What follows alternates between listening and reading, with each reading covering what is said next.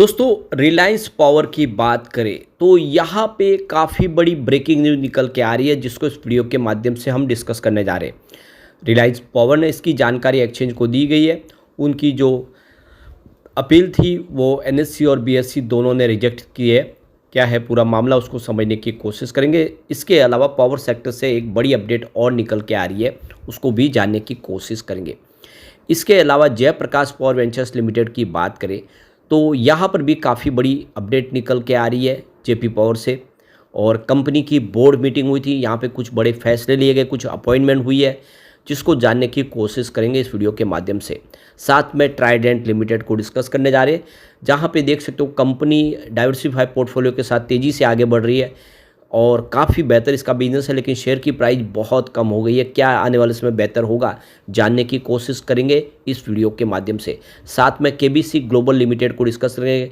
ये छोटा सा एक स्टॉक है जो बोनस देने जा रहा है, लेकिन फ्रेंड्स उससे पहले अगर आप पहली बार हमारे चैनल पे आए तो चैनल को सब्सक्राइब कर दीजिए, एक बेल आइकॉन दबा दीजिए ताकि जब भी नया वीडियो बने पहला नोटिफिकेशन आपको मिले। वीडियो पसंद आए तो लाइक से जरूर कीजिए।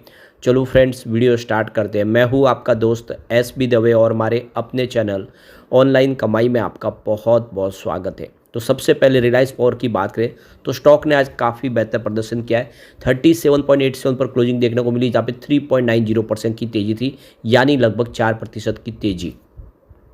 तो यहाँ पे देख सकते हो कि रिलायंस पावर की तरफ से एक्सचेंज को जानकारी दी गई है कि यहाँ पे national stock exchange of India और Bombay stock exchange of India दोनों ने उनकी जो रीक्लासिफिकेशन की एप्लीकेशन थी उसको नामंजूर किया, जिसमें रिलायंस कैपिटल लिमिटेड जो प्रमोटर ग्रुप में है रिलायंस पावर में, उसको पब्लिक लिस्टेड में उनको लेके जाने के लिए उन्होंने अप्लाई की थी, लेकिन पब्लिक कैटेगरी में जाने की जो दरख्वास्त थी उसको नामंजूर कर लिया गया है। और इसके पीछे वजह बताएगी कि जो एनसीएलटी का ऑर्डर है उसमें ऐसा कोई मेंशन नहीं किया गया, इस वजह से हम इस रिक्वेस्ट को खारिज करते हैं। तो दोनों एक्सचेंज ने अपनी तरफ से इसकी जानकारी शेयर की गई है कंपनी के साथ में। तो देख सकते हो जो एप्लीकेशन लगाई गई थी कंपनी की तरफ से, रिलायंस पावर की तरफ से, कि जो रिलायंस कैपिटल लिमिटेड है जो प्रमोटर ग्रुप में है उसको पब्लिक लिस्टेड में वो करना चाहते हैं, लेकिन एनसीएलटी ने जो ऑर्डर पास किया है उसमें ऐसा कोई मेंशन नहीं किया गया है कि कंपनी को प्रमोटर ग्रुप से पब्लिक लिस्टेड में शामिल किया जाए। और इस वजह से एनसीएलटी का ऑर्डर नहीं होने की वजह से हम इस रिक्वेस्ट को रिजेक्ट कर रहे, ये कहना है यहाँ पे बीएससी का। और ऐसा ही ऑर्डर पास किया है एनएससी की तरफ से। नेशनल स्टॉक एक्सचेंज का भी कहना है कि एनसीएलटी का जो ऑर्डर पास हुआ है उसमें ये कहीं पर नहीं है कि रिलायंस कैपिटल लिमिटेड जो रिलायंस पावर के अंदर प्रमोटर ग्रुप में है उसको पब्लिक लिस्टेड में शामिल करने के लिए एनसीएलटी ने ऑर्डर पास नहीं किया है। और इस वजह से कोई ऑर्डर नहीं होने की वजह से हम जो रिलायंस पावर की जो इस समय जो दरखास्त है उसको मंजूर नहीं कर रहे, उसको हम रिजेक्ट कर रहे। तो ये देख सकते हो कि दोनों एक्सचेंज ने इसको रिजेक्ट कर दिया। रिलायंस कैपिटल कंपनी ऑलरेडी बेच दी गई है हिंदुजा ग्रुप को। अब देखना होगा कि आगे अनिल अंबानी क्या करते हैं। इससे पहले अनिल अंबानी और उनके बेटे हैं जो पहले से ही जो प्रमोटर ग्रुप में थे वो पब्लिक कैटेगरी के अंदर आ चुके हैं, उनकी होल्डिंग काफ़ी कम है। अब यहाँ पे एक जो बड़ी अपडेट निकल के आ रही है, आने वाले समय पावर सेक्टर में बहुत सारे निवेश की जरूरत पड़ेगी। करीब $600 बिलियन के निवेश की जरूरत पड़ेगी, क्योंकि इंडिया आने वाले 2030 तक 500 गीगावाट की कैपेसिटी पाना चाहते हैं ग्रीन एनर्जी के माध्यम से, रिन्यूएबल एनर्जी के। तो ये ग्लोबल एनर्जी मार्केट में इंडिया का जो इस समय जो दबदबा है उसको कायम रखना है, तो बहुत सारा निवेश इस समय चाहिए। तो ये रिपोर्ट कह रही है कि आने वाले समय भयंकर निवेश की ज़रूरत पड़ेगी इंडिया को। और आप देख सकते हो कि इसके लिए इंडिया तैयार है, प्राइवेट प्लेयर भी निवेश कर रहे हैं, इंडिया भी अपनी तरफ से बहुत सारी नई नई स्कीमें ला रही है, इंसेटिव्स दे रहे हैं, जिसकी वजह से ये टारगेट को अचीव करना आने वाले समय संभव हो सकता है। जो कोल डिमांड है वो अंदाजन लगाया जा रहा है कि डबल हो सकती है, 2.2 बिलियन टन्स तक पहुंच सकती है आने वाले समय। जो ऑयल डिमांड है उसमें 8.2 मिलियन बैरल्स पर डे के हिसाब से वृद्धि होता हुई दिखाई दे सकती है, जो इस समय 5.6 मिलियन बैरल्स पर डे के हिसाब से। इसके अलावा जो पावर डिमांड है वो 4000 टेरावाट तक पहुँच सकती है। तो कोल और रिन्यूएबल एनर्जी दोनों ही सेक्टर में सरकार को अपनी कैपेसिटी को और बढ़ाना होगा। स्टील डिमांड के लिए भी देखें तो 9% एनुअली ग्रोथ देखने को मिल रही है। तो ये देख सकते हो स्टील सेक्टर के लिए भी ज़्यादा पावर की ज़रूरत पड़ेगी। ऐसे में सरकार को कदम उठाने होंगे। बैटरी एनर्जी स्टोरेज को लिए भी कुछ करना होगा, तब जाके गवर्नमेंट के सपोर्ट के माध्यम से इस सारे टारगेट को अचीव किया जा सकता है। अब चलते हैं हम जेपी पावर की तरफ। तो 14.98 पर क्लोजिंग थी, लगभग 15 के आसपास। 2.32% की शानदार तेजी देखने को मिली। अब जेपी पावर का शेयर काफ़ी बेहतर कर रहा है। पिछले 3 साल और 5 साल में कंपनी ने काफ़ी बेहतर प्रदर्शन किया है। करीब 3 साल में 100% का पॉजिटिव रिटर्न दिया है, तो 5 साल में इसने 2700% का बम्पर रिटर्न दिया है। हालांकि पिछले साल 18 मार्च में शेयर जो देख सकते हो कि तेज़ी से आगे बढ़ा, उसमें 15% की गिरावट आ चुकी है। 11 जनवरी 2008 को इसकी जो प्राइस थी 124 रुपये के आसपास थी, तब से 90% इसमें गिरावट आ चुकी है। अब यहाँ पे देख सकते हो जयप्रकाश पावर वेंचर्स लिमिटेड की बोर्ड मीटिंग हो चुकी है और इसमें कुछ रिजोल्यूशन पास किए गए, जिसमें आप देखें तो जो पहला रिजोल्यूशन है, रीअपॉइंटमेंट है श्री सुनील कुमार शर्मा, जो होल टाइम डायरेक्टर है, और अब जो उनको वाइस चेयरमैन के तौर पे उनको 2 साल के लिए और अतिरिक्त पीरियड उनका दिया गया है। 1 अप्रैल 2025 से लेकर 31 मार्च 2027 तक के लिए वो अब कंपनी के वाइस चेयरमैन के तौर पे होंगे, और साथ में उनका जो पेमेंट रेमुनरेशन है उसकी सैलरी को लेकर भी प्रस्ताव रखा गया। दूसरी और यहाँ पे जो रिजोल्यूशन था उसमें अपॉइंटमेंट है श्री सुरेश चंद्र सक्सेना, जो एडिशनल डायरेक्टर इंडिपेंडेंट डायरेक्टर है, वो 3 साल के लिए उनका कार्यकाल भी शुरू होगा, जो 21 मार्च 2025 से शुरू होगा और 20 मार्च 2028 तक के लिए उनका जो कार्यकाल होगा। तो ये प्रस्ताव थे जिसमें शेयरहोल्डर की रजामंदी लेनी थी। तो देख सकते हो कि आज ही 21 मार्च 2025 को कंपनी की ये बोर्ड मीटिंग हुई है और इसमें ये अप्रूवल लिए गए हैं, प्रस्ताव पास किए गए। अब चलते हैं ट्राइडेंट लिमिटेड की तरफ। 25.68 पर क्लोजिंग देखने को मिली, जहाँ पे 0.86% की तेजी देखने को मिली।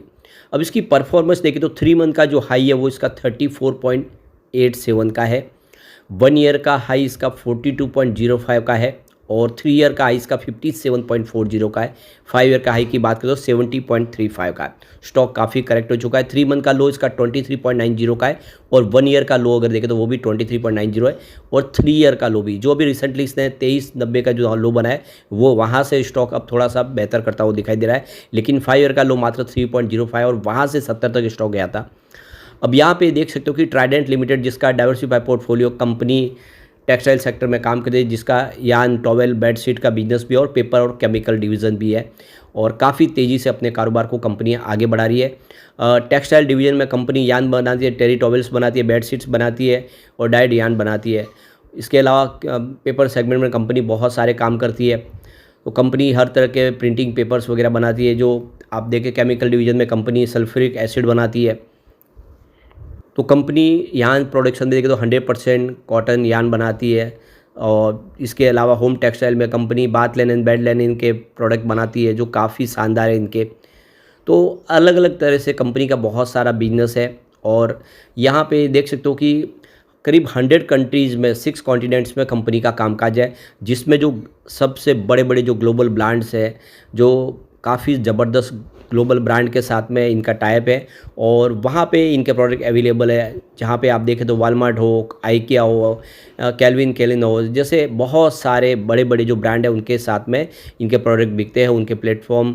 और आप देख सकते हैं उनके साथ में पार्टनरशिप है। ई-कॉमर्स प्लेटफॉर्म पर भी कंपनी का बिजनेस है, जो डायरेक्ट टू कंज्यूमर सेल कर रहे हैं। बहुत सारे आउटलेट है रिटेल। तो तेज़ी से कंपनी काम कर रही है और 5R के ऊपर काम कर रही है, जिसमें रिड्यूस, रीयूज़, रिसाइकल, रिकवर और रिफ्यूज़। तो इनके ऊपर 5R के ऊपर कंपनी का बिजनेस है, और सस्टेनेबिलिटी के ऊपर ध्यान दे रहे हैं और काफ़ी शानदार बिजनेस है।